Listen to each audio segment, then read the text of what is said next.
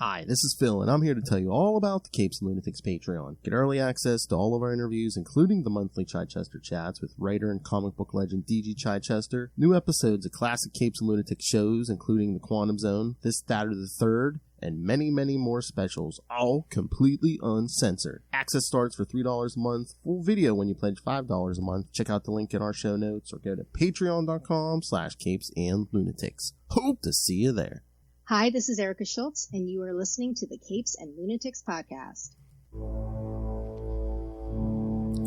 Hello, kids. Welcome back to another episode of Marvel Tales, the show about everything Marvel and Marvel Comics. I am Phil. Joining me, as always, that fantastic co-host himself. It is Justin the Owl swooping into the Baxter building this time. That's right, kids. We're going to talk some Fantastic Four and a big story about a certain Skrull. Yeah. A secret invasion, if you will. On multiple levels. Oh, God. Look who's in the room already. Oh, Ring. Hello, Russell. Hi, Russell. Check out Salty and Petty episode 23 for that joke. Yes. I told Lilith, I said Friday at work, I had a problem with a certain part at work. Guess what it was? An O-ring. Literally! It said O-ring on it. I'm like, I should have taken a picture and sent it to you guys. I'm like, oh my God. It was the day after our conversation. I'm like, son of a... I'm like... It's like Russell... What are the odds? Russell calling out the future or something. Yeah. What are the odds of that happening? I love it. We should be like... I should be the joke. Be like, Russell's O-ring. All right. All right, kids. So, yes, we are talking today some Fantastic Four. Like we said, 265 by Mr. John Byrne. And then kind of ties into Fantastic Four 358 and 359 by Mr. Tom DeFalco, which you'll see how. Yes. It's a very, very cool way. And these were your picks, Phil. Yes. Yeah. Because I remember reading these brand new, and I was just like, you kind of knew what they were trying to get rid of a certain marriage. No, not Spider-Man. Mm-hmm. So they were trying to get rid of a certain marriage. But I'm like, and when you like get over the point DeFalco picks, which is this Byrne issue. I mean, we're gonna get into this, but I'm just like, it works. It works so well, almost like they planned it that way. But they totally didn't. Yeah. That's why when the issue 358 happened, the big reveal, I was like, oh, actually, you know what? That totally works. This isn't just like kind of shoehorned in there. Oh yeah, no, it does make sense. Yeah, they picked like a good point. It wasn't just like a random. One day we just did the thing. Right. It's like no, they picked the point. Yeah, and it was how many years separated them? These two issues. Oh man, I think the second ones were from 91. The first one was around Secret Wars. So God, when was Secret Wars? 84 to 91. Yeah, so that's a considerable amount. It's like 7 years, maybe. Yeah. Yeah, it's cool. I love it. I know. Yeah, should we jump into this so we can discuss? I mean, we'll discuss this whole situation. Yeah, let's talk about the 265. All right, so yes, kids, pay attention to this 265 because it will be brought back up. And again, but I love Byrne's art, but I mean, this cover is like I like this. I've always liked this cover. Me too. Yeah. Which I wasn't reading new then, so I kind of knew this the shocking new member of the Fantastic Four, but I'm like that's a pretty cool cover. Yeah. It's definitely a John Byrne cover for sure. Oh yeah, I love Reed Richards introducing the newest member of the Fantastic Four. Sue, oh my, is the world ready for this? Johnny with that smirk on his face. Maybe not, but I sure am. Oh, Johnny.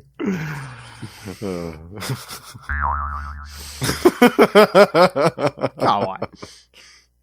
All right, so.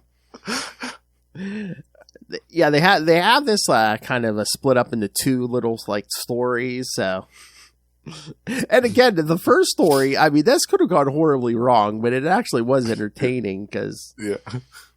All right, so the first story, the house that Reed built. Oh God, somebody got paid for this. Writer, penciler, and inker John Byrne. Colorist Glennis Ween, letterer Michael Higgins, and editors Bob Budiansky and Michael Higgins.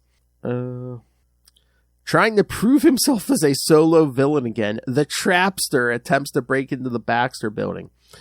Floating down to the roof of the world-famous headquarters of the Fantastic Four by parachute, the Trapster's devices indicate that the scanners within the building have not detected his presence. When he lands, the security cameras begin to rise out of the floor, but he quickly blinds them with his paste gun. Paste, quote unquote. Yeah, I know. Man, he cleans that thing a lot, kids. Well, you have to. Every time he cleans it, it goes off. Not again. Oopsie. Using a device to hack into the roof hatch mechanisms, the Trapster breaches the entrance and enters the building. He appears in the hangar room, and as he begins scoping out the area, he is unaware that the computers within the Baxter building have scanned him and determined his identity. The computers mark him as a threat and begin tracking him as he makes his way through the Baxter building. The Trapster then tries to access the elevators in the building, but find that they will not operate. Unlocking the door to the stairs, the villain continues his descent into the heart of the Baxter building. Becoming edgy from the constant silence, the Trapster almost shoots at his reflection when he catches it in a window, but continues his progress. As he continues his progress, the Baxter building's computer systems continue to scan, detecting his paste gun as a weapon and initiating protocols to jam the weapon to prevent it from being used. When he reaches the door to Reed's lab, the Trapster is jolted with electricity when he tries to open it. Deciding to try and use his paste gun, he is shocked to find it is no longer working. Making a run for it, the Trapster enters the residential area of the Fantastic Four's headquarters. There he is confronted by the robot Hubert, who tells him that he is trespassing. Trying to make a break for it, the Trapster then slips on one of Franklin's toy cars. In a blind panic, the Trapster makes it to an elevator that actually works. It takes him down to the reception area of the Fantastic Four's headquarters, where he is greeted by Roberta. Unaware that she is really a robot, the Trapster tries to grab her, but she easily throws him to the floor. As the Trapster begins to black out from his impact with the floor, Roberta puts a call into the authorities to pick him up. Oh my god, I love this story. He's such a loser. I love the Reed Richards security system is just effing with him. It's just like, yeah, let him go. Let's see what it does. Wow, he actually made it to Roberta. I know, but maybe that was intentional, so you could just like flip him. It's just like, so funny. It's like, come here, woman. And she's like, yeah, okay. Oh, yeah, sure. I love it, but he's such a moron. He's like, really? I mean, you really think you're going to break into like the headquarters of the world's smartest man and you're undetected? Okay. Yeah, by parachuting in. Yeah, and I love how a lot of it is from his point of view, too. I love that. That's so great. Oh, yeah, a lot of it is like his silent, but I mean, most of the dialogue we get in the story is his inner monologue. Mm-hmm. Yeah, but like it's from his perspective, yeah, his point of view. Yeah, like he's got a camera on. Yeah, I love that. Like he's recording his break into the Baxter building. Yeah, don't release that on YouTube, Trapster. There are so many continuity notes on this thing because it's like and when people go back to like not only the issues we're doing tonight, but like there's other like stuff like people like setting stuff around like this time frame. I don't know if it's a Secret Wars or what, because it's like yeah, you're right. There's a lot of stuff that the Trapster appears here between his appearance in Captain America 319. He developed weapons for Diamondback in Marvel 1985 number 5, where the Trapster and other villains were briefly transported to Earth 1219 by Clyde Weicham Jr. What was that? That was some series. I don't think I read that. We might have to read that, but it was like some miniseries. But I think it was that from the 2000s. I think, but I think it was set in this era. So. Oh, okay. Yeah, but I haven't read it either. So, but I remember hearing about it. I think that's why. The Trapster mentions how he broke into the Baxter building while posing as Spider-Man. That happened in Fantastic Four 218. I remember the Captain America appearance. It was him, I think, in Whirlwind in that issue. Oh, maybe. Yeah. Oh, they got it wrong. Yeah, because... Oh, yeah, that might have been 318. That might be wrong here, because 319 was the Scourge one, and it was Scourge gunning down all those villains. Oh, maybe I'm wrong then, because maybe he actually... maybe he was one of the ones that made it. Or no, you know what it was? It was weird. It was in a flashback, and it didn't... if it is the flashback I'm thinking of, they showed a guy like making Diamondback her diamonds, and I always thought, I'm like, that looks like the Trapster, but it probably isn't. But it might be. I think it might be. Yeah. Yeah. No. Actually, yes. No. I'm wrong about that. That makes sense because he was popping up a little bit here and there. Yeah. Oh yeah, and then when the computer was scanning the Trapster, it identified him also as Paste Pot Pete. The Trapster originally went by this name when he first became a supervillain in Strange Tales 103. The Trapster stopped using this name in Fantastic Four 38, but has never lived it down. 38 as well. It took 38 issues for him to stop using the name. Let that one sink in. Yeah. And and I like too how in the scan it had the other members of the Frightful Four, listed them out underneath as well. That was a nice little detail. Yes, because the Frightful Four first appeared in Fantastic Four 36. It mentions the Wizard, the Sandman, Medusa was a member for a while. Thundra, Lyra, Electro, Lyra, Oh, and then later on they would add more in when people would do flashback tales, but again, those hadn't been written yet, so they weren't mentioned. Oh, Hubert is seen here between his appearances in Fantastic Four 257 and Amazing Spider-Man 258, which for those of you who don't remember, that's when Spider-Man goes for Reed Richards to examine his new costume he got on Battle World, and that's where we find out it's alive. I love Hubert too. Oh, so yeah. Cool. All right, so I think that's all the notes on that one. I don't know. Any other thoughts on the Trapster, or should we get to the second story? No, just that I love it. I love this story so much. Yeah. Again, the Trapster really has nothing to do with the theme today, kids. But it was just funny. He got it's just a nice diversion. He got his ass handed to him by a security system. Yeah. I wonder too, whatever happened to Roberta? I don't remember. I don't know. I mean, she showed up. I remember there was a few stories where she showed up later on, but I don't. I was trying to remember after rereading this. I was like, whatever happened to Roberta? I don't remember. Unless she gets destroyed, because doesn't the Baxter building gets destroyed eventually? Oh no, I believe she shows up in Fort Freedom's Plaza, but then that gets destroyed. I think, and they bring back the Baxter building. So I don't know. I don't know if people just haven't brought her back, or one of the many times the building's been destroyed. Yeah, that makes sense. Yeah. All right, so the second story, which will play into our theme here, Home Are the Heroes, which shows everyone returning from Battle World. All right, so again, same team. So Burns writing, penciling, and inking this. Where's this? All right, at Avengers Mansion, it says the incredibly pregnant Sue Richards is checking on a meal being prepared by Edwin Jarvis, the Avengers butler, much to the horror of Jarvis himself.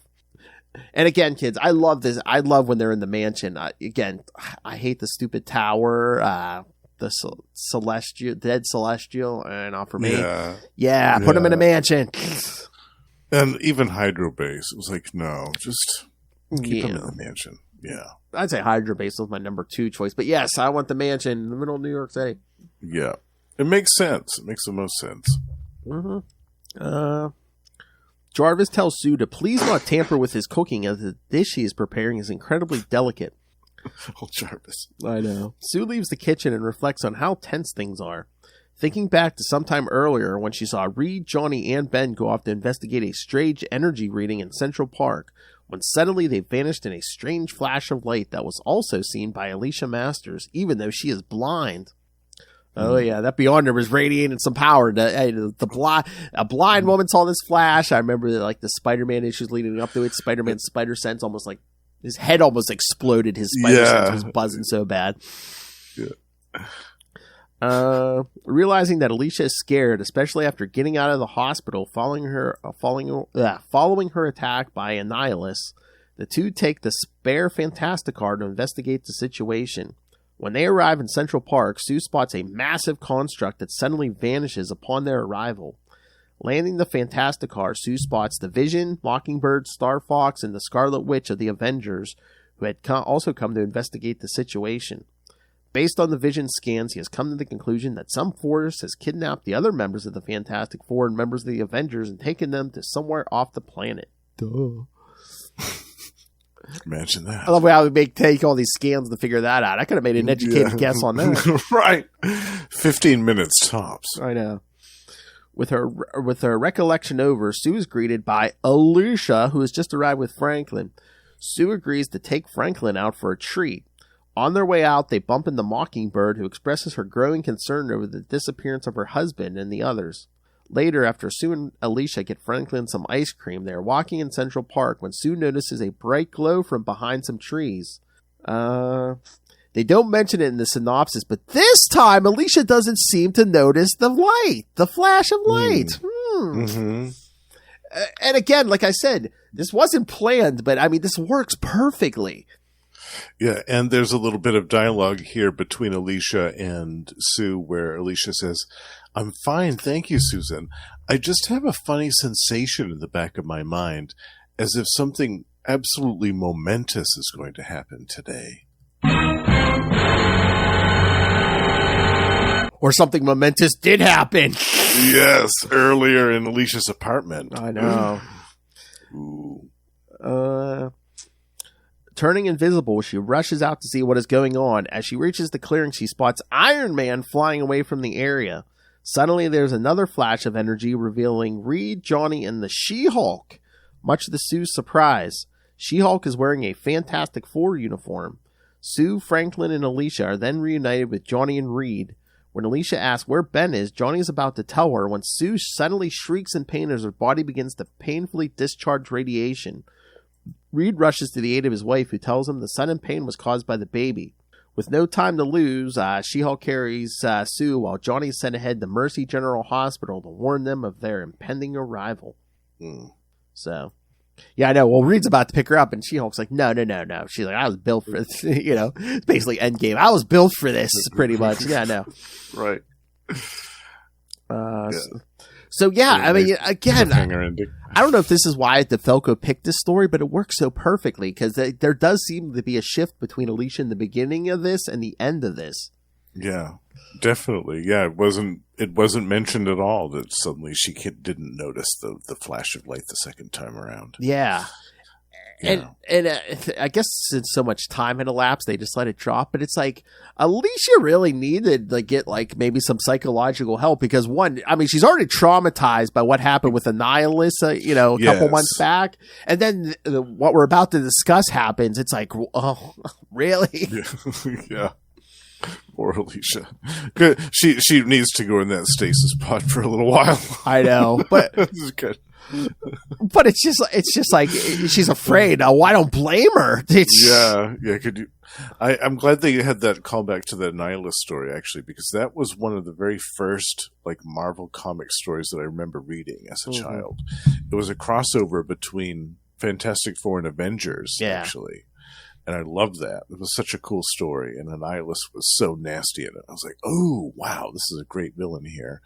But yeah, he did a number on Alicia. He did a number on Franklin. Like he tortured Alicia, Yeah, he put the boots to so many people in that story. It was crazy. But I liked that they had that little callback too. Because, Alicia would definitely not want to be alone for a while after that incident. Oh, no. Yeah, no. Yeah. And again, this story just works so perfectly. I guess I don't know if that's the why DeFalco picked it, but like her noticing the flash of light in the beginning, but then when they come back, no notice of the flash of light, or and then her little comment about something momentous is going to happen today, and maybe just like she's supposed to just be more relaxed, but in the second half of the story, she seems much calmer and more. Yeah. It's so crazy that 7 years were between these issues, and they pulled that off. And it's not even like the same writer, even. Yeah, right. Same or the same editors. Oh yeah. That's quite an accomplishment, I think. Although, I mean, not like Tom DeFalco wasn't working in the business at this point. So true. Yeah.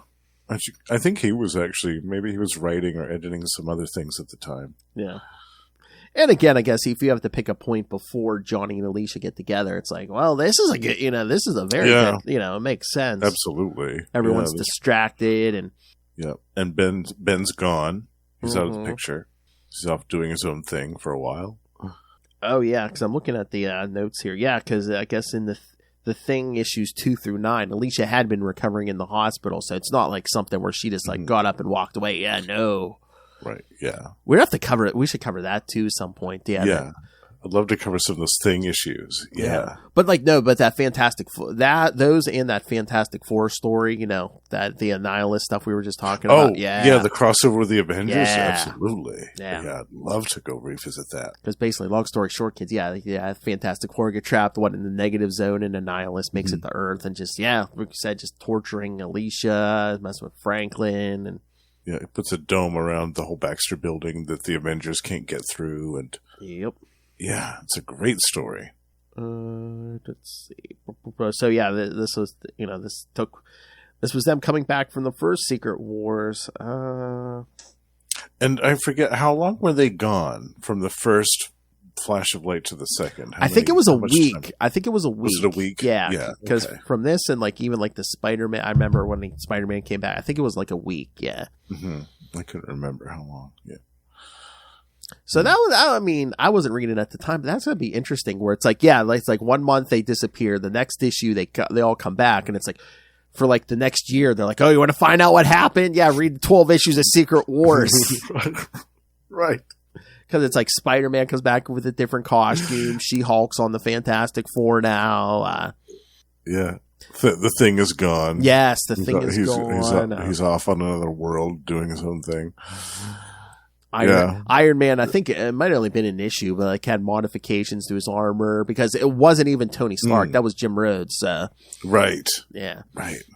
I don't know if I don't know if the Avengers had any I don't think any huge changes except She-Hulk wasn't there, but I don't think so. I think they were largely unaffected. Yeah. Same thing with most of the X characters, the X-Men. Iron Man's appearance here is between his departure from Battle World and Avengers 243 and his appearance in West Coast Avengers number 4. Silver Centurion armor. No, I think it was no. I think they're talking about that first miniseries. So I think that was still Rhodey, but oh yeah, because this is just before that. Yeah. Oh yeah, Thing's adventures on Battle World were from Thing after they all leave from Thing 11 to 22. So yeah, that was almost a year, wasn't it? Pretty much a year. Yeah. Wow. Yeah, we could cover some of that stuff sometime too. Oh yeah. Bunch of Fantastic Four and Thing stuff. I mean, I've been reading some old. Just a couple I picked up. Marvel 2-in-1. The 2-in-1. The Thing team-up book. Yeah, we should cover some of that. Which was kind of his unofficially his first title. Yeah. His first solo title. His team-up book. You see he was popular back then. It was Spider-Man had a team-up book. Ben Grimm had a team-up book. Yeah. Oh, yeah. And of course in this issue, they also planted that full-page ad for Secret Wars. Yes. Of course. Yeah, of course.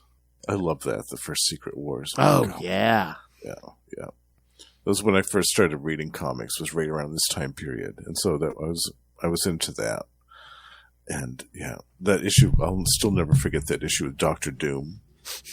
When it got the power of the Beyonder, I was like, oh my God, this is crazy. Oh yeah. I remember hearing about it. Like when I started collecting, I started picking up back issues and I got a bunch of the Secret Wars issues, but I remember trying to find number 8 with the Spider-Man costume. I was like, no, I need to find that. And of course, you're not going to find that unless you're going to pay an arm and a leg. Yeah, unfortunately, mine is disintegrated. But oh wait, you have the actual issue? I used to have it, but this is back in the day when I was a young kid and didn't take good care of my comics. Yeah, you just stick them in your closet or something like that. Exactly. Yeah. No, I never had that issue. I had, like I said, I had some of the other ones, and then I just got the whole thing in a trade. So I got to read it, but I never put my hands on one.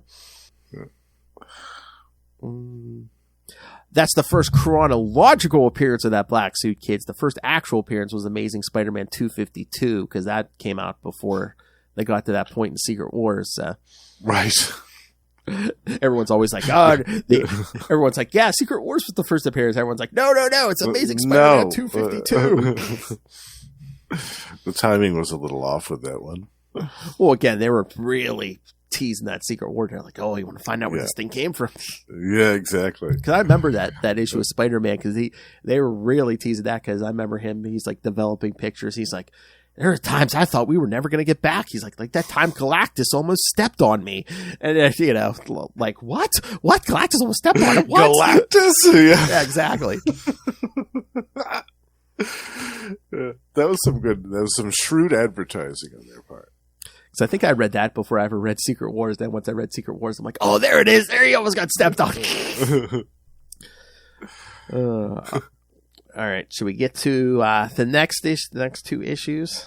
Yeah, 358. Let's jump ahead 7 years. All right. So this first one was April 1984. So we're going to jump to Fantastic Four 358 from November 1991. Mm-hmm. So it's been a little over 7 years.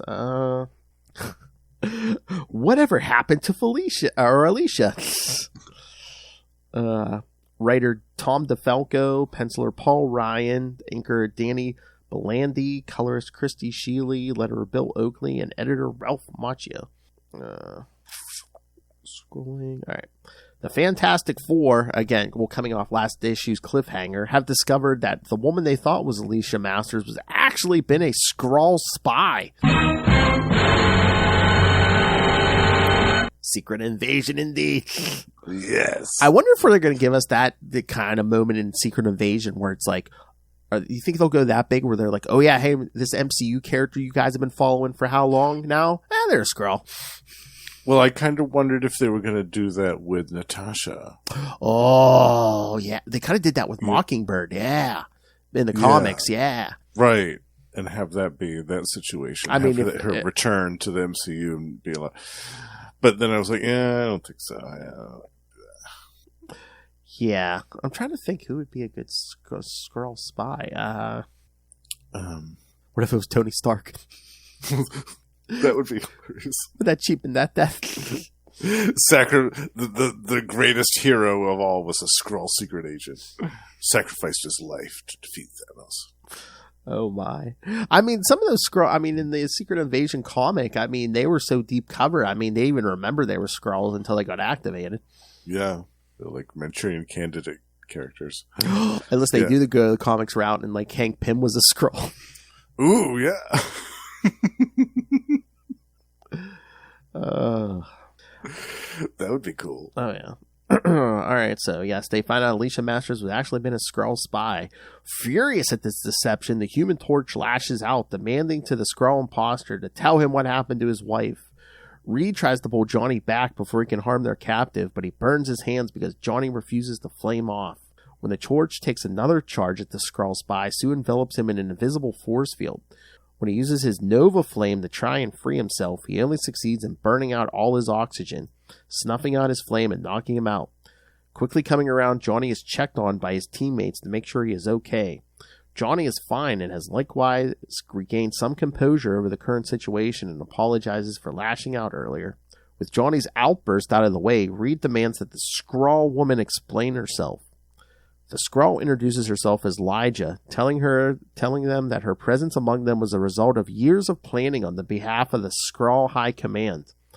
She recounts back to when her commanding officer, Commander Calamari, called a meeting among his command to discuss a means of destroying the Fantastic Four. When it was suggested that they create another Super Skrull, Calamari rejects the idea as the process is too cost prohibitive. We got the money for that. Too many Skrull dollars. Then a suggestion is made by Pybok, who suggests they use their natural shape-shifting abilities and subterfuge to replace someone close to the Fantastic Four in order to spy on the group. When Calamari likes this idea, Pybok suggests that they select a female Skrull to take the place of the Thing's then-girlfriend, Alicia Masters. Pybok then gathered a group of suitable candidates and eventually selected Lyja, either due to or in spite of a past relationship between the two. Lyja was then placed on a rigorous training session to learn everything she could about Alicia Masters in order to flawlessly replace her without anyone noticing. To complete the charade, Lyja was also fitted with special contact lenses that rendered her blind and trained her how to get by with her other senses. When she was ready, she was brought into Earth's orbit to wait for the right moment to strike. That moment came when Johnny, Ben, and Reed, here we go, kids, were kidnapped by the Beyonder to take part in the secret wars. The Skrulls then attacked Alicia at her home and gassed her, allowing Alicia to take her place, or allowing Lyja to take her place. However, when the Fantastic Four returned from Battleworld, it was without the Thing, who decided to stay behind and selected the She-Hulk as his successor. In order to maintain a close connection with the Fantastic Four, Lyja then began seducing Johnny and forging a relationship with him. However, her infiltration was almost too good, as Lyja soon found herself legitimately falling in love with Johnny in spite of herself. Even with the explosive return of the Thing, which led to a brief argument over Alicia, quote-unquote, and Johnny's relationship, Lyja continued the charade for months. Eventually, she and Johnny were married in the normal-sized Fantastic Four 300. Just a regular issue. I know, regular size. Yeah. Having heard enough, Johnny calls Lyja a liar, not willing to believe that this Skrull was his wife. Lyja insists that it's all true and that she is pregnant with Johnny's child. This comes as a shock to Johnny, and later he spent some time alone on the roof of the Four Freedoms Plaza to mourn over the situation. He is soon joined by Ben to provide his support, telling Johnny that they're all there for him. Meanwhile, down below, Reed is preparing a new spacecraft to mount a rescue mission to recover the real Alicia Masters from the Skrulls. Sue comes to check on her husband, and he confides in her his frustration at being so easily fooled and how he should have been prepared. This all gets him thinking about the initial space flight that led to the birth of the Fantastic Four, because I think this was some anniversary issue, because it was like an oversized issue. Yeah, I think it was the 30th anniversary. I think so, yeah, because I have this, yeah. Yeah, me too, yeah. Recounting how a combination of cosmic rays and abnormal sunspot activity would cause their ship to crash or for the group to mutate the way they did. Although it did lead to the birth of the Fantastic Four, Reed tells his wife that since then he has been steadfast in not allowing carelessness to affect their lives. Changing the subject back to Lyja, Sue asks her husband if he thinks she is really pregnant with Johnny's child. Reed tells her he isn't sure that humans and Skrulls can actually produce offspring together, but tells her that perhaps they can look into it further after they rescue Alicia. Meanwhile, in Central Park, the Thing meets with the Puppet Master to thank him for tipping them off to the fact that Alicia, who has been living among them, has been an imposter. Yes, it was last issue it was the Puppet Master, who is Alicia's stepfather. Yep. Before departing, he tells Philip that they are going into space to rescue Alicia. Returning to his home, the Puppet Master reverts to type, blaming the Fantastic Four for his stepdaughter's kidnapping, and is happy that their mission to rescue her will also lead to the Fantastic Four's demise. However, the Puppet Master is suspicious of the Mad Thinker's... I think we missed a spot here. But the Puppet... Because the Mad Thinker wants them to... Puppet Master's like, yeah, I want him dead, but, let's let him bring Alicia home first. Right. Because the Puppet Master takes over Cobra. The Cobra talks to Mad Thinker. He's like, I know he has a plan to kill him, but I don't want to kill him yet. Make sure the Mad Thinker's goals and seeks to make sure that the Fantastic Four destruction happens only after Alicia's return to Earth safe and sound. Taking a puppet of King Cobra. Oh yeah, he's calling himself King now. Oh, King Cobra. Cobra, yes. Oh, we got to cover some of that Serpent Society stuff in Captain America. Yeah. There's some of my favorite Captain America villains. Yes. For sure. Oh, so much cannon fodder. Yes. Oh my gosh. The Puppet Master takes control of the villain, who's also a prisoner at the vault in a cell across from the Mad Thinker. By the Puppet Master's command, the Cobra goes over to the bars of his cell and asks the Thinker what he is so smug about. The Thinker replies that telling him that he managed a practical joke on his old foe in his quest to destroy the Fantastic Four, and he fell for it. The Thinker is, of course, aware that the Puppet Master is controlling his fellow inmate and thinks about how rich his victory is. recalling how he previously broke into the factory that constructed the shielding for the spaceship that Reed has constructed and altered the plan so the shields will fall apart while his foes are in deep space. Back at Fort Freedom's Plaza, the Fantastic Four are about to leave when suddenly it's explained to Johnny that Lyja will be accompanying them.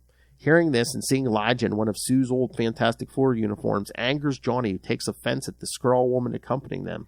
Reed orders Johnny to calm down, telling him that Lyja is their only means of knowing what they are up against in space, and they are making her wear the uniform so that they can differentiate her from other Skrulls. Lyja tries to appeal to Johnny, reminding him that he knows her better than anyone and knows that he can trust her. Johnny responds by telling her that he has never met her in his life and angrily boards the spaceship. After a quick call to JFK Airport to get flight clearance, the Fantastic Four head off into space, their destination, the Andromeda Galaxy. If they want to differentiate Lyja from the other Skrulls, why don't they just make her shapeshift in the looking human? She doesn't have to be Lyja. Yeah, right. She doesn't have to be Alicia, but just be some random Earth woman. Yeah. Unless they're worried about a double cross, or I don't know. They could make her look like Roberta. Oh yeah. Light years away on the Skrull war world, a massive military planetoid is disguised as a barren world. Skrull technicians are busy experimenting on Pybok in order to turn him into another Super Skrull. It is noted that the sessions are becoming less painful for him, but Pybok says the pain is worth being prepared for any contingency. He likes it. Oh yeah. The Fantastic Four soon arrive outside of War World, and with the help of Lyja's knowledge of the facility, they are able to land their ship within the hidden dreadnought without setting off alarms. However, as soon as they exit the ship, the Skrulls instantly recognize the intruders and the alarm is raised. The Fantastic Four fight back with the help of Lyja. Soon word reaches Pybok in security, and he is more than pleased that the Fantastic Four are here. He soon greets them by showing off one of his new abilities, the power to project ice. Using his electrical powers, Pybok forces Reed to flee into a nearby vent in order to continue searching for Alicia. Pybok then turns himself into organic steel and begins battling it out with the Thing. When Ben knocks Pybok down, he changes tactics and freezes Ben on the spot. Meanwhile, Reed gets the drop on some Skrulls in the monitor room and begins accessing the World mainframe to find out the location of Alicia. As the battle rages on, Pybok continues to gain the upper hand over the Thing, but Sue steps in with an invisible force field. But she is felled when Pybok blasts her with energy that can pass through the invisible force field and harm her. As Johnny battles other Skrulls, Pybok sneaks up behind him. Before Pybok can blast him from behind, Lyja calls out to him and dives in between them, taking the shot meant for Johnny. While Pybok gloating over killing this betrayer, he is distracted significantly enough for Ben to collapse an entire wall on the Skrull, burying him alive. Holding what appears to be the mortally wounded Lyja in his arms, Johnny tells her that he realizes that he does love her after all and believes her entire story. She then tells Johnny that there is no baby, and she said as much to try and force him to stay with her. She then apologizes for all the hurt she has caused with a final "I love you" seemingly dies in Johnny's arms. Greg. Suddenly, the self-destruct systems are activated, sounding an alarm that causes all the Skrulls to flee. This was set by Reed, who has also located Alicia Master's location in the facility. Sue, Ben, and Johnny flee back to their ship, leaving Lyja behind. As the Skrull crew begin to flee, Pybok calls them cowards and begins lashing out at them with his new powers. Meanwhile, Reed finds the stasis chamber where Alicia is being kept and rushes her back to the ship. As Pybok curses the Fantastic Four, the group escapes with their mission accomplished. Making it safely away from World just as the planetoid explodes, the Fantastic Four narrowly avoid getting out of the blast radius. As they head back to Earth, as Alicia awakens, Johnny is the first one to her side, but when she becomes fully aware of her surroundings, it is Ben she calls out to and hugs, creating an awkward situation for everyone except Alicia, who has no idea how much time has passed or what has been going on in her absence. At that very moment, just as the Mad Thinker had timed it, the shielding on their ship suddenly breaks loose. While Reed assesses the damage and reports back that the lack of shielding is not a major issue. However, one of the broken pieces pierced their hyperdrive, damaging it beyond repair, leaving them stranded in space. All right, so lots of stuff there. Yeah, this is quite an epic issue. And this was a double-sized one, I think, or maybe even triple-sized. Yeah, because I remember it actually had like a spine, like a real spine on it. Yeah. and it had like a die cut cover. Yeah, because they had that 4 on the cover. Boy, when you opened it, the 4 was still there. Yeah. That was a great issue. Mm-hmm. Yeah, I remember picking that up when it came out. And see, I'd collected Fantastic Four pretty regularly up to that point, but I had missed a few issues before this one because I can't remember what it was. There were a few years before this where Fantastic Four was just okay, in my opinion. It wasn't the best, but it wasn't the worst either. But it wasn't the best. And then one of my friends bought this issue, and I read it. I was like, ooh, this is really good. And I had trusted Tom DeFalco with anything because, of course, I had read his work in Amazing Spider-Man and Thor. I was like, oh, Tom DeFalco's on Fantastic Four. Cool. We're in good hands here. But then I saw the gorgeous artwork from Paul Ryan. Yes. Whose work I was also familiar with on Iron Man and Avengers West Coast. And I said, oh, this is a dream team right here. These two working on Fantastic Four. So then after that, I collected this regularly for years. Yeah, me too. While they were on it. Yeah, I love this one. Oh, that's another one we should cover, like the death and return of Reed Richards and Doctor Who. Yes. The first time around. Yeah. I think I read somewhere, like, if it hadn't been for Heroes Reborn, they were either going to keep Reed dead. I think they were talking about keeping Reed dead even longer. I felt like they should have. Yeah. Well, I think they had to bring him back for Heroes Reborn, so. Yeah. Because I think it was right before that. I think it was like 3 or 4 months before Heroes Reborn, if I remember right. Yeah, something like that, yeah. Yeah. Oh, yeah, because if we do get that issue, we definitely have to cover that one day, like right before Heroes Reborn, where him and Namor slug it out. Yeah, it was slugfest. Yeah. Stay away from my woman, Namor. I've had it. I've had it with your shenanigans. I've had it with your shenanigans and your damn ponytail. I was dead for 5 minutes. We were trying to get my wife that mackerel.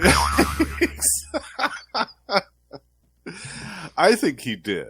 I think while Reed was dead, that Sue got some strange. Well, I mean, everyone was trying to get with Sue. I mean, Scott Lang had like a crush on her too at that point. I mean, the husband's been dead for 5 minutes. They're all like, "Oh, she's single now." Yes. I remember too. There was one issue. There was some smarmy guy from her neighborhood association that came over and was like, "Ooh, Susan Storm, I like your new costume." And she had the boob window. Yes. It's like, I love the new costume, Susan. Where's your wedding ring, Susan? That's it. I mean, they should have played that out more. But anytime all these guys try to start hitting on the grieving widow, Ben should have just been like smacking him around, be like, "Get away from her! Get away from her!" Or even Johnny be like, "Get away from my sister!" Yeah, leave my sister alone. Yeah, Johnny was completely self-absorbed at that time, though. Oh yeah, with his drama, his marriage problem. Well, also too, yes. Again, spoilers, kids. Elijah returns. So. Yes. She's not happy either. And again, I mean, that was one of the points I had with this issue where it's like, okay, you think she's dead, but again, she is a Skrull, so why don't you take her just in case you guys why just leave her just assume she was dead, you know? Yeah. Better you take her, and it's like Reed says, okay, yeah, she is dead, then, just, oh, hey, maybe she's alive. Well, plus, too, that she's carrying her child, maybe there's a chance you could save the child, Although she did say to Johnny, oh, no, there is no child, there is no baby, so, I mean, I get that, but it's like, again, she's an alien, how do you know she's dead? Truly dead. Exactly, yeah. Because Pybalk even said, she shapeshifted into that big alien thing. She's that creature. He's like a nearly indestructible, whatever it was. It's like, well, maybe so maybe nearly. She could have survived the shot. I don't know. Yeah, that's quite a nearly indestructible. Except for me, I am Pybalk. Yeah, what did you think of Pybalk, the Power Skrull? Oh, I was gonna say, they try to do a new version of. It wasn't bad. I mean, he returns also, kids. Yes, he was a new version of the Super Skrull. Yeah, I liked how they gave him kind of X powers. Colossus, or the Colossus form, and he had the Iceman powers, and Storm's electrical blasts. He had those. Oh yeah, because he said that electrical blast, they came up with that, especially for Sue, because they could travel along her invisible energy. Yeah. Yeah, very smart. Yeah. Yeah, I liked him. It was cool. It was cool to see like a new version of the Super Skrull, because I think we, at that point in time, 30 years ago, I think we needed to see that. We needed some more super powered Skrulls in the. It's so funny. It seems like the Skrulls, like, you're like, okay, who has the biggest ego in the room? You, sir. You will give you superpowers. Yeah. This is an alpha male society. Unless they just get a swollen head from those powers. I don't know. But I mean, this whole thing with like Lyja and Alicia, I'm just like, it's so messed up because it's like, and they never call this out, but it's like, so literally, I mean, again, it's like Lyja eventually falls in love with Johnny and stuff, but it's like, she raped him for how many years? Because he didn't know who she was. He didn't know. Exactly. He wasn't consenting to sleeping with the Skrull. Yeah, no. Yeah. Years of that. Yeah. It's a little creepy. Yeah. It's a little creepy. It wasn't like, but by and large, the Skrulls are kind of creepy to begin with. Just the way that they get up to things. Yeah. And not to bring this up after I said the creepy thing, but it's like, don't you think Skrulls would have to be excellent lovers since they can alter their anatomy? Yeah. Whether they're masquerading as a male or a female, don't you think they could? I mean, the possibilities are pretty enticing. Can make things as big or as small as you want. You know what I'm saying?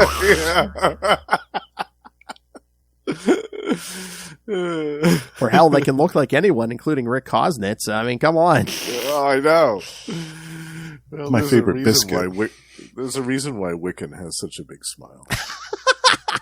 Cock-a-doodle-doo. Oh.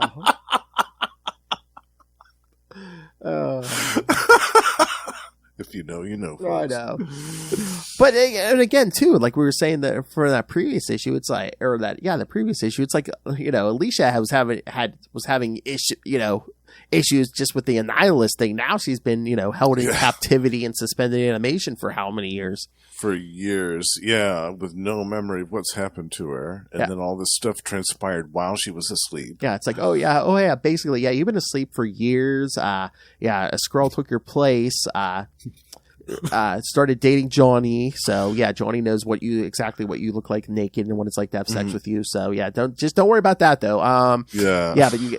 She married him, and the whole 9 yards. Ugh. Oh man, it's quite a. Yeah, Ben moved on. He started dating Sharon Ventura. Yeah, that's over now. Yeah, I mean, and she comes back too. Oh yeah. Yeah, I love the DeFalco Paul Ryan era of Fantastic Four. There's so much going on. Yeah, we have to cover some of that older Fantastic Four too. I mean, with like Sharon Ventura, because I always like that dynamic where it's like Ben gets cured, she's a thing now, so now he's on the other side of that equation. Yes, that was cool, and he had to wear like that thing suit for a while. Yes. Remember that? Yeah. Those are strange times for the Fantastic Four, indeed. That was always the weirdest thing when you see him standing there with the helmet off. It's like a thing body, Ben Grimm's head smoking a cigar or something. Yeah.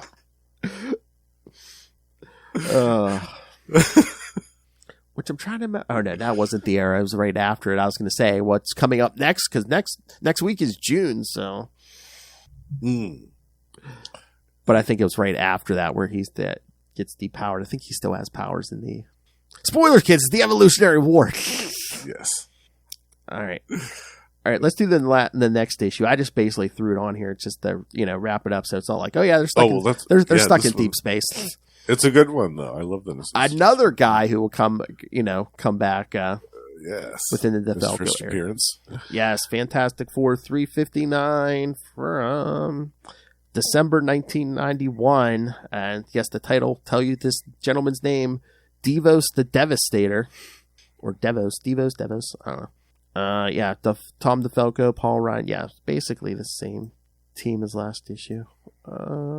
With their hyperdrive damaged while rescuing Alicia Masters from the Skrulls, the Fantastic Four now find themselves stranded in space. Reed begins assessing the damage and has some grim news. The hyperdrive is damaged and it could take months or even years to even attempt to repair it. He tells his teammates that unless they are rescued, it will take them many lifetimes to return to Earth. Alicia confronts Ben with the fact that he has been avoiding her since her rescue from the Skrulls and demands to know why. Ben says that now isn't the time to talk about it, as his scanners have picked up something big coming their way. Not far away, aboard a massive starship, is Devos the Devastator, whose sole mission in life is to create peace in the universe by destroying any race that is capable of war. We'll get peace, even though by the time I'm done, it'll just be like cavemen and animals left. Yeah. Yeah. In Paramecium. That's exactly. it. Where am I at? Yeah. To hone his abilities and test out the weapons of his sophisticated armor, he hunts a number of winged creatures that he views as a threat to galactic peace. The battle was no contest, and the birds are slain with his weapons, their corpses swept up and disposed of by the ship's robots. He walks through his various trophies until he comes upon a specimen that he has contained in a cube, as he has yet to find a way to properly eliminate its threat. Suddenly, his ship's alarm alerts Devos of a ship in his vicinity. Deciding that a spacefaring race could be a threat to peace, Devos decides to investigate and, if necessary, exterminate all aboard with extreme prejudice. Soon the Fantastic Four ship is caught in a tractor beam and pulled aboard the larger craft. Once safely aboard, the Fantastic Four and Alicia disembark from their vessel and begin searching for whoever is piloting the ship. As they are being observed by Devos, they walk through a series of scanners that let their apparent rescuer know all about them. Suddenly, trapdoors open beneath the group's feet, dropping each member in a separate containment sphere. Each member of the Fantastic Four are able to break themselves free using their powers, and then they free Alicia. They find themselves in some kind of room with various creatures from other worlds that have also been contained. Suddenly, they are confronted by a robot that tries to subdue them. But when Ben tries to fight it off, it only succeeds in smashing the containment spheres, unleashing the creatures held within. The Fantastic Four then have to fend off the various aliens that are now instinctively attacking them. While Sue uses her force field to defend herself from a plant that spits acid, Johnny's ability to fly at high velocities fights off a group of arachnids. While Reed is attacked by a creature that attaches itself to his back, he manages to get the creature off by turning himself into a sphere and bounding around the room. When a group of the alien monsters tries to attack Alicia, Johnny swoops in, forgetting himself and calling her sweetheart in the process, using his flames to drive the creature back. He is hurt when Alicia asks Johnny where Ben is after he saved her life. Ben is still fighting with the robot, but manages to destroy it with his superior strength. With the battle over, the Fantastic Four regroup, but are suddenly attacked by Devos that makes his presence and his intentions known to them. He has decreed that they are a threat to galactic peace, and therefore the Fantastic Four must be destroyed. Although he had the advantage of surprise and manages to incapacitate Johnny, Devos is no match for the combined powers of the Fantastic Four, who easily disarm him. Finding himself outmatched, Devos flees the area to an adjacent room where he can tap into his ship's power grid and recharge his armor. Before he can fully charge himself, the FF break into the room and Reed knocks Devos directly into the power grid, overloading and heavily damaging his armor in an explosion. The explosion also sets off the ship's self-destruct systems. 2 issues in a row. I love their version of the fastball special. Reed just becomes a giant rubber ball. It's like, Ben! Knocks him right into the grid. I know. Devos then flees as his specimens are released, giving him cover to make it to the only escape pod, allowing him to flee. Before going, he activates a deadly gas that causes the alien creatures to dissolve. The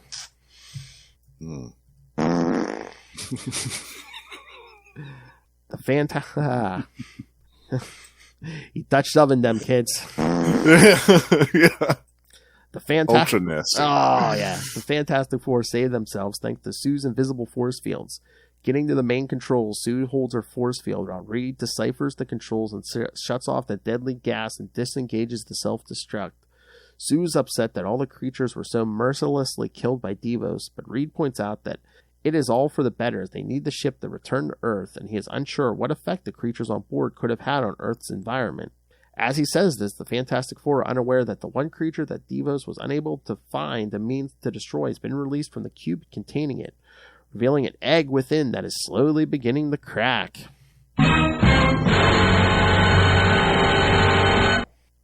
Which Ben and Johnny will contend with next issue. Yes. I love that one, too. Yes. Yeah, this whole string of issues is excellent stuff. Oh, yeah. If I just went by favorite issues, I'd be like, oh, well, we're on one more. Yeah. But I love the line, when Johnny's fighting off the huge spiders. He's like, a Spider-Man would never let me live this down or something. He finds out about this. That was cute. And once again, and I love to. Go ahead, Phil. No, I was just gonna say, poor Alicia again. It's like as if she hasn't gone through enough. Now we're trying to traumatized again, about to get killed in an alien space, another alien spaceship. Yeah, surrounded by all these creatures, running for her life. Which you can't even see. You're blind. Yeah, but she can hear enough of it. I'm sure the sound of it all is got to be horrifying enough. And alien with the big plant thing and yeah. Oh yeah, and I'm sure the smells are the greatest too with all these alien creatures too. Yeah. Yeah, who knows what they smelled like? But being a huge Predator fan, I couldn't help but notice the similarities between the Predator from the films and the Dark Horse comics to Devos. And yes. I thought, I bet Devos is like an homage. And then of course the scene when he's walking past his trophy room, I was like, oh yeah, definitely. They're channeling some Predator vibes here. With this guy. Nailed it. Yeah, exactly. I love it. Yeah, it was like a decent issue. It's like, how are we going to get home? And, once again, another threat to which we do get like kind of like a new Frightful Four, because it's Power Skrull, this guy. Huntara. Oh, yeah. And Claw. Oh, yeah. Yeah. Claw. Yeah, that was some good stuff. Yeah, we'll eventually have to cover all that. I love that. Yeah. Yeah, this issue was great. It was they introduced a lot of great new villains during this time period. Devos was one of them. The villain that comes next is another one. And these are villains that came back, like they reused them. They weren't just one and done villains that they needed to fill in an issue with and then be done with them forever. Oh yeah. Tom DeFalco was always good for that. He was always good at making new villains and then having them come back later and having it make sense and not just be something that seemed to be contrived just for the sake of it. You could really tell with this guy because he was basically shaking his fist out on his way out the door. I'll meet you next time. Yeah, I would have gotten away with it too. I did think it was kind of weird how he was defeated, like having this open grid to all of this massive power source, like just a few feet behind him, so that if he slipped on a banana peel or something and stumbled into it, that would be the end of him. I thought that was kind of silly. I know. It's basically like, the hood's up. Let's smack him against the car battery. Yeah. Right. He's holding on to those bars for dear life. I thought that was kind of silly. And also, like Reed's comment about, like, I thought it was weird how they couldn't save any of those creatures, like with Sue's force field. Like, come on, Sue, you can't open that force field up a little bit and save some of those creatures. Maybe it's just because I just watched Guardians of the Galaxy 3. And they managed to save all those animals. So why couldn't they save the animals on this ship too? I mean, it's the Fantastic Four. I mean, unless you're worried about those animals, are they going to attack you if you let them in your force field or whatever? Because I mean, she was even straining just to keep it around them. So no, I know. Yeah, yeah, I kind of bought that, but yeah, and Reed could have found a new home for all those creatures. I mean, that whole excuse about we'd let them loose on Earth and then. Well, you don't have to let them loose on Earth. I mean, you're in deep space. You can find a place to put them. but yeah, the one thing about the DeFalco run that I kind of felt was lacking was just like we really don't explore Alicia's trauma too much more beyond that. Oh, Ben, why don't you want to get back together? It's like, yeah. Again, she experienced a lot of trauma before she was even kidnapped by the Skrull. So it's I think maybe in subsequent issues they might talk about it a little bit, but it isn't addressed a whole lot. No. And it should have been, yeah. I think they spend more time talking about Johnny's feelings than they do about hers. Exactly. But, I can't believe I was lied to for all these years. Because Lyja comes back, too. That's another scene we should have had. We should have had a big confrontation between Alicia and Lyja, basically, Yeah, Lyja the Laser Fist. Yes! Next time. The Laser Fist. Yeah. And some good stuff. And that one has another special cover. Remember that one, Phil? Which one? The embossed the all white embossed. Oh yeah. When Johnny goes supernova. 371. Yeah. Yeah. It was white, and then I think they did a second printing, and it was red. Yeah. Yes. Yeah, they did two of them. Yeah. Oh yeah. I love that one too. I think are we going to do something? Are we going to do that or something around there? Because I think we have more. I think so. I think towards the end of the year we're doing some more of these, and I think that's in the list. I think. I'm going. Or maybe it's just the ones after these, like directly after these ones. We just. I don't think, but yeah, I'm gonna look at the schedule here, but yeah. There's some good stuff. I was going to say, what cover are you talking about? 375, the shiny one? Oh, yeah. Where they're all holding big guns and wearing vests with pouches. They've all got big guns and jackets. Vests with pouches, yes. Yeah. It's the most 90s Fantastic Four cover that there ever was. I know. Big guns, boob windows, pouches. Oh, yeah. Easily the most 90s Fantastic Four cover. Totally.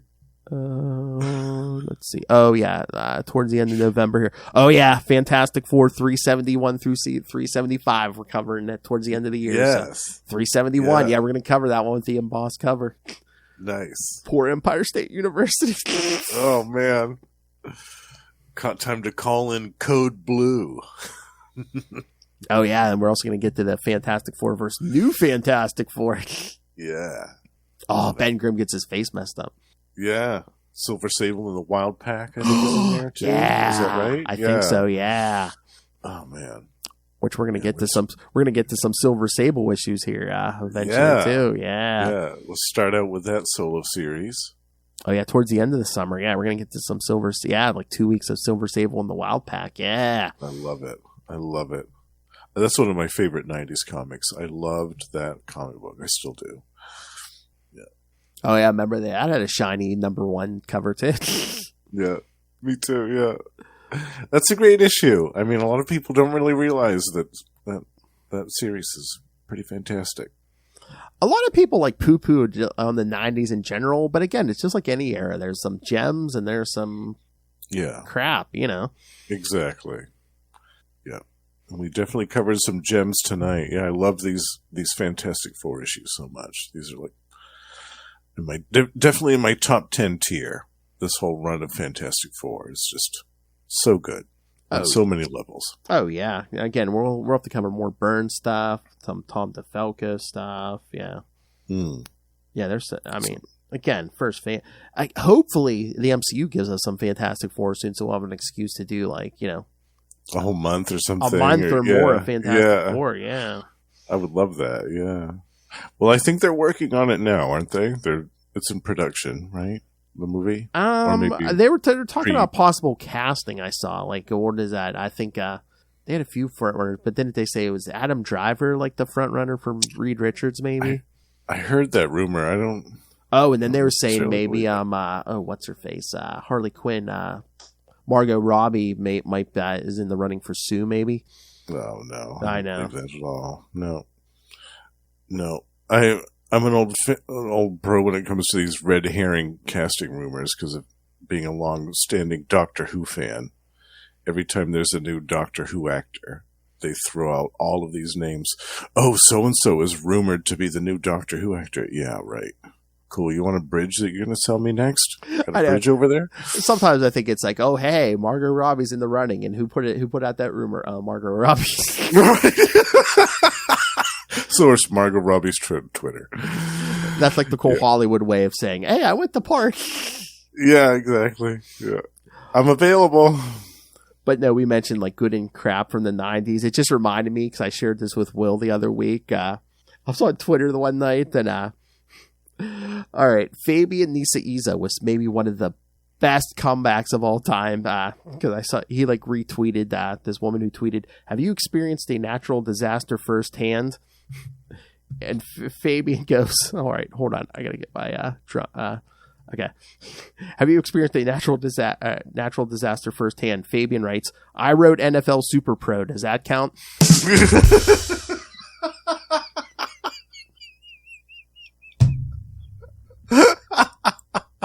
That is the best self-deprecating humor I've ever seen. I love that.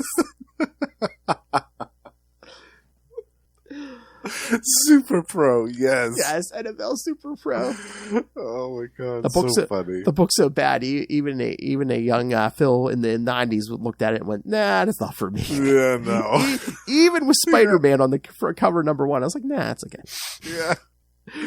I passed that one up too, and I think didn't that have Ron Friends on the artwork? I think so, yeah. I looked at it because I love Ron Friends. I was like, ooh.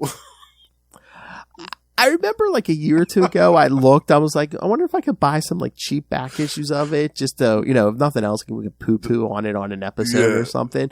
But dollar bin issues or something. I remember looking on eBay, they wanted like so much for that thing, maybe just because there aren't a lot of back issues floating around out there, but I'm like, I'm not paying like an arm and a leg for crap, No, that's definitely a dollar bin investment. I mean, unless we see all the high seas for those. I was gonna say that might be a April Fool's episode next year or something. Yeah. I mean, yeah, those aren't on the app, are they? Yeah, we'll have to find another way. No, because that's not on the app, because I'm sure they probably share rights with the NFL or somebody. Oh yeah, that's got to be very complicated, that whole deal. Yeah, it's probably like another DC crossover with DC. Yeah, those rights are gonna be tied up, and yeah, they don't want to touch that yet. Because we could probably nail that in one episode. Cause I think it was like 12 issues or something. Was it only 12? I forget. It was like. Well, I think it might have been 12, and then like they might have had like 1 or 2 one-shots or something. Or an annual or something. Yeah, something like that. I can't remember. So I think like I said, Spider-Man was in the first one. I think Captain America showed up in an issue. I remember seeing the covers. I never read it, but yeah, I remember seeing the covers a lot. Yeah, they were on the spinner racks, and I was like, oh, I wanted to check it out because of Ron Friends and of course Fabian, but I was like, I just can't. 12 issues and 1 special. Oh. And it was around some of these Fantastic Four issues, because it said 1991 and 1992. NFL Super Pros. For those of you who never heard of it, NFL was a short-lived comic book. NFL Super Pros, a short-lived comic book series published by Marvel, centered on Phil Grayfield, an ex-national football player who survived a freak accident and wears a near indestructible football uniform.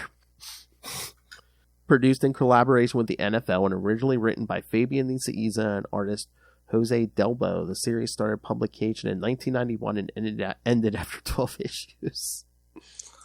Yeah, it looks like Ron Friends just did the covers. He didn't even do the interior artwork. Yeah, An indestructible Captain America's in issue number 8. An indestructible football uniform. Oh my! It was a one-off too. They never made any more of them. You notice? An indestructible football uniform. NFL Super Pro has been called one of the worst comics in recent Marvel Comics history, becoming a cult object. Yeah, I'm surprised by how much these individual issues are going for of this. I know, that's what I'm saying. For $18, I was like, oh my word, wow. Individual or all 12 as a whole, they want too much for these things. Yeah. Again, maybe the print run was low or something, or it just a lot of them might have been destroyed or lost in, Yeah. Well, Nicieza left Super Pro after 4 issues and was replaced with Buzz Dixon. Oh. And then Dixon left Super Pro after 3 issues. That's the problem, man. Those writers could only go 3 or 4 at a time. They're like, nah, we're out. Yeah, and then Evan Skolnick was the writer. Paula Foy. Like, they had all kinds of writers. 12 issues, and they had, at least 4 writers? Yeah. And a bunch of different artists, Jose Delbo and then Herb Trimpe. Oh, nobody can get through this thing. Oh, man. Oh, we're going to have to cover this for April Fools, I think. Cause, we should. In 2005, the Chicago Sports Review called it perhaps the worst comic book ever created. Damn. Look at the cover for number 11. All right, hold on. I got to look this up. NFL Super Pro number 11. Is it worse than Frank Miller for Wolverine cover? Oh, no, it's not that bad. Pro nose b-ball. Oh, he can do it all: football and basketball. So the Michael Jordan of the Marvel Universe. I Yes, exactly. They were pulling out all the stops towards the end. Oh my God. Oh yes, we now that you brought it up, we have to take a moment to address that Frank Miller cover. Oh yes, because Russell did bring that to me and Lilith's attention. So Salty and Petty episode 22, you'll get our live reaction to that. But I mean, what the hell? That's really all you can say. He is an older gentleman. Is that like arthritis kicking in or what? I mean, or like nearsightedness, or like his art is going the way of his writing, like off the rails as it gets older. And I'm sorry, but yeah, that was so bad. I don't really have the words for it, unfortunately. And the other reason he's getting away with it is he's Frank Miller. Yeah, absolutely. I mean, if that was a newcomer, they would not put that out. Yeah, or a 7-year-old. Well, I think some 7-year-olds could do better, but that's my opinion. But ain't none of my business. Oh my God! So, is he writing that too? Because it's like a Ghost Rider Wolverine story, right? Yeah, it looks like it. Yeah, I don't know if he's writing it or just doing the covers. Oh man, we would have to do some kind of special, like you, me, Lilith, whoever. If it's written by Frank Miller, oh my God, Ghost Rider, Wolverine, and your mother's a whore. I'm here for it. The art aside, I'm here for it now. I am the spirit. I am the spirit of vengeance, and your mother's a whore. Boy, that penance stare is working differently in this Frank Miller story. And if the art looks like that, then man, I might have to get drunk for that one. Hey, Wolverine, 150 years ago. Your mother's a whore.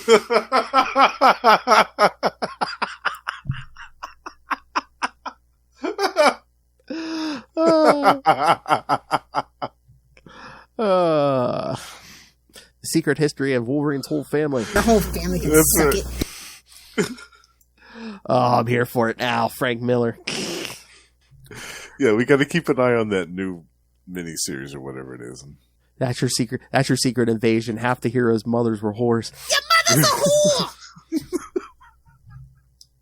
Well, yeah, it's Frank Miller. They're all whores. Your mother's a whore. Happy Mother's Day, kids. They're all whores. They're all over their legs too much. Oh my! I can't remember what episode me and Lilith, it's during Miller May. I'm like, what woman hurt Frank Miller that, every story he's written is basically like, yeah, women are like murderous whores and stuff, I'd like to go back in time and find out. They're either drug addicts, prostitutes, killers, any combination of the above. I know. Somebody hurt him. Somebody scarred him bad. Yep. To hold on to that for that long. Oh, that level of petty, even I can't achieve that. Yeah. Oh man, it's wild stuff. Can you imagine holding on to that for anybody? I was 16 years old and she was a whore. Your mother's a whore. I was 16. She was 55. Oh! If we were about to get intimate, she had to take her teeth out.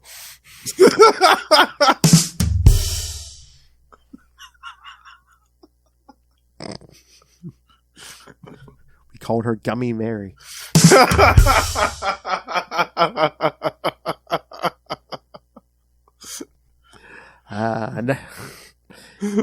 It was in the middle of lovemaking with this old bag of bones that I came up with the idea for Sin City. So yeah, hearing all that moist slapping. The monologue came right to me. Your mother's a whore. Your whole family can suck it. And with 2 lines, the first issue was born. Lubricated eels are the best. I wonder if my wrist is ready for that. I wonder if my wrist is ready for that. Well, don't watch the last couple episodes of The Flash, Justin. Oh, yes. Rick Cosnett, yes. Oh, man. I can't wait to see that face again. Oh, my. Yep. It's going to be good stuff. My favorite biscuit. That's right. After all this Frank Miller talk. Well, that escalated quickly. I love how we were pretty professional with the Fantastic Four stuff. Then we just straight into NFL Super Pro, Frank Miller. Yeah. And, I know. Well, that escalated quickly. Well, I had to bring up that cover at least once. Oh, yeah. I mean, Yes. yeah. I couldn't let that go. I just couldn't. It's like, what's up with that face? Yeah, and the knuckles. Like, he looks like he's been banging on a door for a while. I saw someone online say, that is the worst Wolverine I've seen since the 90s, and that's when he didn't have a nose.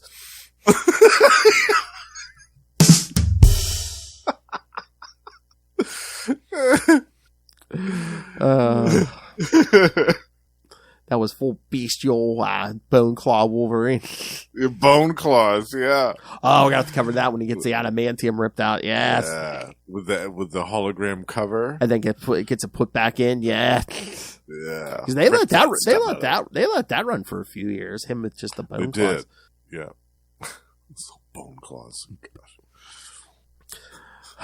All right, Justin. Anything else? No, I think we covered about all the good stuff with these. Fantastic I'm happy. Four, I'm NFL happy. Super I'm Pro. happy you picked these. Yeah. Yes. And again, kids. Yes. Hope maybe we'll see some familiar themes in Secret Invasion. So.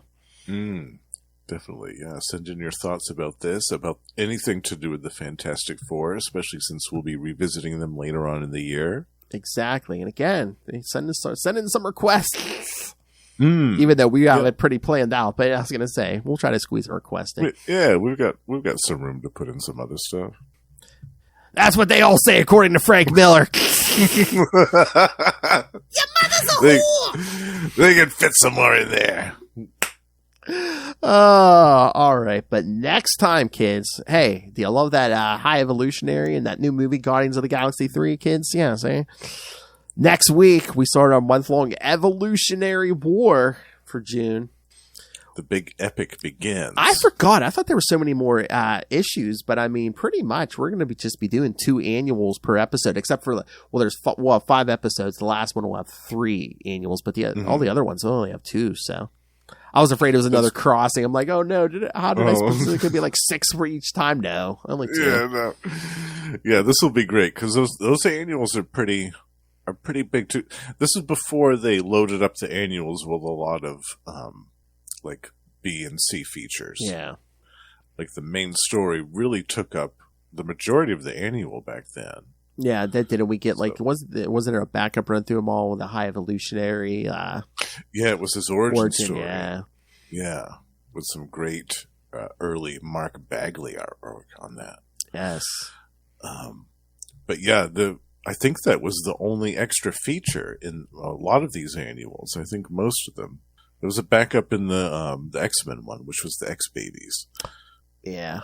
I mean, I guess we'll find other things. Guess we'll find out. Yeah, because it's been a while since I read these. Yeah. Yeah, me too. It's been quite a bit, but I'm excited. All right, so here's the order, kids. Next week we'll start it off with X Factor Annual 3 and the Punisher Annual 1.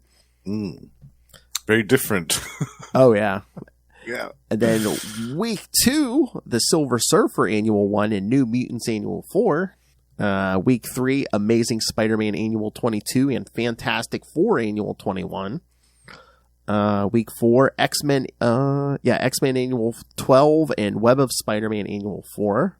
And like I said, we'll wrap up, week 5 will be 3, West Coast Avengers Annual 3, wait a minute. Maybe that's Spectacular Spider-Man. I just have Spider-Man. Spectacular, Spectacular Spider-Man Annual 8 and Avengers Annual 17.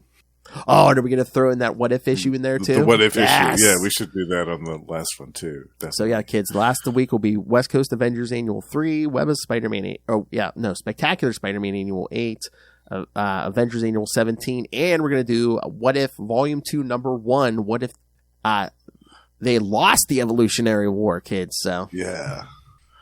So we're going to give you a little bonus there. And again, me and Justin were talking, we're going to try to, anytime there's a What If issue that we cover a storyline where there's a What If issue, we'll try to squeeze that What If issue in there too. So yeah, we both really love those What If issues, and oh yeah, I think it would be fun to add those in, especially when it comes to these big crossover stories like that. Because that got me thinking too. Maybe sometime next year, I don't know if we could do like maybe if we could squeeze in a month or just a few weeks, do some old Marvel stuff. Ooh, yeah. And then we can cover the what if issue, but what if he had lived? Yes. Yes. I just started reading that original Captain Marvel omnibus. Oh, nice. That just got recently. So I've been reading those original stories from the 60s, and they're so good. Oh yeah, wait until you get to this. Yeah, he's bonded with Rick Jones, and then yeah. There's a big storyline with a little known character named Thanos. Yes, a little minor supporting character happens along. I know. Yeah. Imagine back in the day, like in the 90s. Do you ever think like the whole world would know who Thanos was? Yeah, I remember when he came back in the Silver Surfer. Yeah, I was thinking, yeah, this is a big deal, but I wasn't thinking it was going to be that big of a deal. Like to involve the rest of the Marvel universe, like as it did. Oh yeah, yeah. I was really surprised by that. Should we do that sometime too? Cover the Infinity Trilogy. We should. I don't know. The Gauntlet, Infinity Gauntlet. Yeah, Infinity War and Crusade. Especially the Crusade, the one with the goddess. Oh God, that's painful. Oh, I know. Yeah, we could do it eventually. We'll mull it over. We're gonna have to space it out. We'll mull it over. We'll have to space it out. Yeah, we'll space it out. We could do a whole Crusade month and throw all the tie-ins in there. Oh man. Oh Lord. I think that would take more than a month. That'd be like 2 months. I don't know if I can handle 2 months. Yeah. That'll be another crossing month. I know. Now, Operation Galactic Storm, I'd be up for covering all that. Oh, yeah. Yeah, we did it on the Quantum Zone. But yeah, I'd be willing to go back and do that. Yeah, that was what, was that 18 parts or something? 18 or 19, 18 or 19. Yeah, it was a long one. So we'd have to do a few every week, yeah. But I mean, that would give us an excuse to cover some of those Wonder Man issues again. Quasar. Quasar, definitely. Avengers issues are great. Iron Man. Thor. The Falco Thor, yeah. Yeah. Grunwald Captain America. Including the big issue 400, wasn't it? Yes. The big, huge one, yeah. Yes. Oh, that's another one. We got to do a bunch of Grunwald to Captain America. Yes. Well, we're going to do a whole month of Captain America next year for the release of the new movie, I think. Oh, yeah. I think we talked about that. Yeah. The New World Order coming out, I think, was it July or May something? I think. Yeah, did I also... somewhere in the first half of the year. And did I also see they were talking about like maybe changing the name of that or something? Oh, were they? Oh, I thought, what's a rumor? I don't know if it's true, but supposedly they were thinking about a new title or something. I don't know if there's New World Order comes out. Yeah, it's May 3rd, of course, May 3rd, 2024. Oh, May 3rd. So, yeah. Oh, right. Okay. The title should be Follow the Leader. Nice.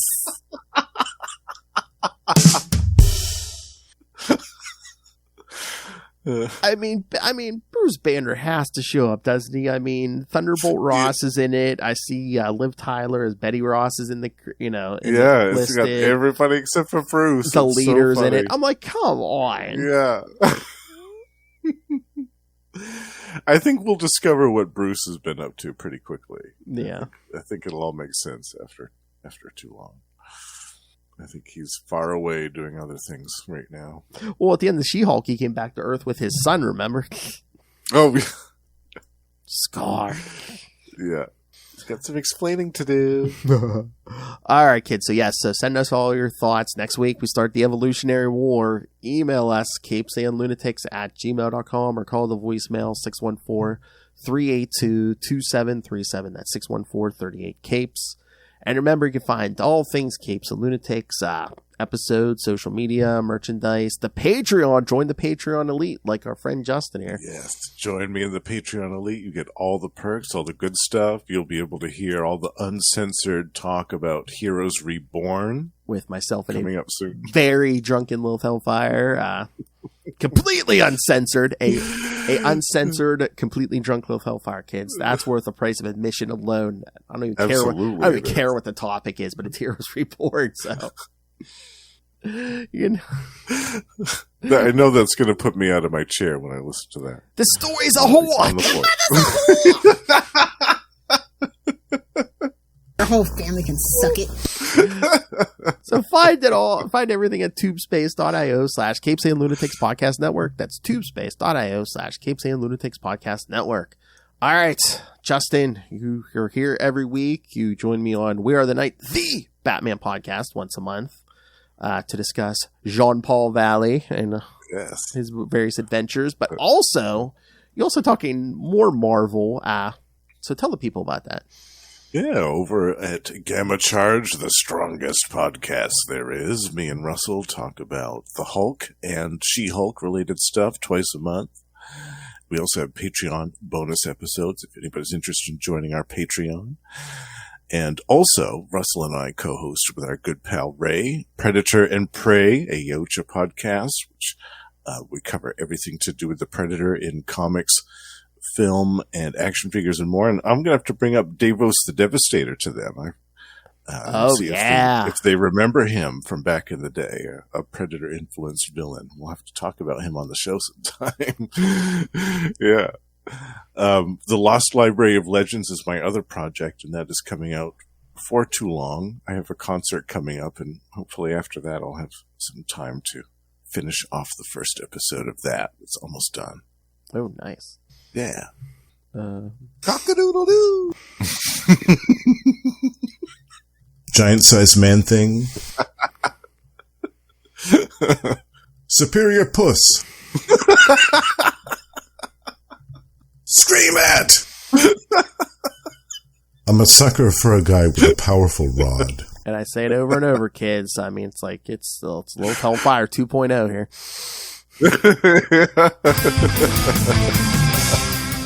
All right, thank you for joining us again. In 1 week, the war starts, the Evolutionary War. And again, backups with the High Evolutionaries' origin. So if you saw that movie and you want to know all about the High Evolutionaries, tune in next week and the next 5 weeks. Yes, the epic story begins here. And if you're a fan of any character who appeared in Marvel in the 90s or the late 80s, early 90s, yeah, and they're probably in this story, so. Yes. Most of them are in there, even the Punisher. Don't trust those Skrulls.